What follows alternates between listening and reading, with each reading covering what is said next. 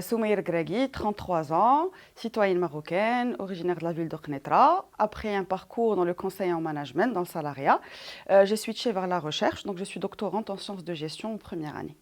Alors, au sein de l'Association marocaine des droits humains, j'ai d'abord fait partie de la section de Knetra, puis de la section de Paris, dans laquelle j'ai eu plusieurs rôles dans le bureau, donc en tant que secrétaire générale, chargée de mission, puis présidente de section. Et dernièrement, j'ai été fièrement élue au sein du bureau central national de l'AMDH.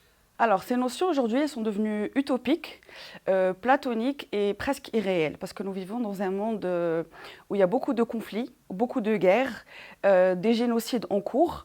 Donc, ces notions de paix et de sécurité sont devenues pour nous tellement lointaines, mais elles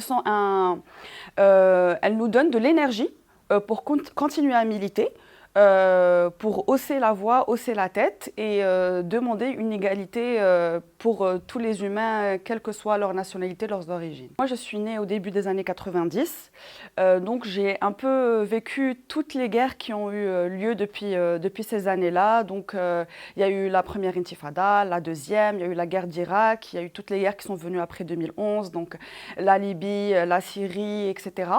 Et donc, j'ai vu comment les pays impérialistes et fortement capitalistes ont essayé de détruire tous les autres pays qui leur constituaient ou pas un danger. Donc ceci a beaucoup influencé ma vision du monde. J'ai compris que nous ne vivions pas dans un monde idéal. Donc, nous étions dans un monde où il y avait beaucoup de dangers, qu'il fallait militer, qu'il fallait persévérer et qu'il fallait toujours défendre le côté, je dirais pas faible, mais le côté qui subit cette répression.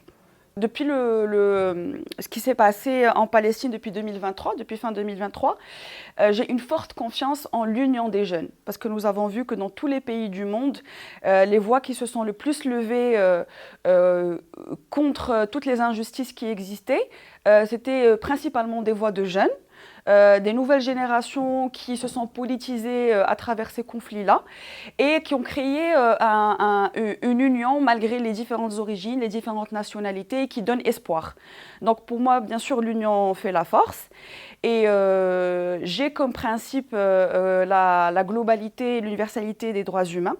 Donc pour moi, les droits humains sont... on ne peut pas en fait séparer les droits économiques, des droits sociaux, des droits pour la liberté, etc. Et donc tout ça ensemble, main dans la main, pourrait donner un avenir meilleur. Alors déjà, j'ai des rêves en tant que femme.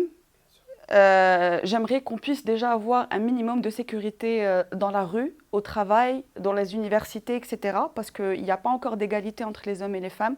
Donc en tant que femme, j'ai des aspirations d'abord pour la cause des femmes. Et puis, bien sûr, après, pour moi, tous les humains sont égaux. Tout le monde doit jouir des mêmes droits dès la naissance, peu importe où on est, ce qu'on représente, nos croyances, notre religion, nos origines, etc. Donc mon rêve, c'est vraiment de voir tous les humains égaux, main dans la main, peu importe d'où on vient, et avoir une réelle paix dans le monde avec une fin et une cessation de toutes ces guerres et de tous ces conflits qu'on voit aujourd'hui, et ça ne viendra pas si la lutte ne continue pas. Alors ce slogan de l'ONU, donc un foyer, un avenir commun, il représente tout ce que je viens de dire auparavant.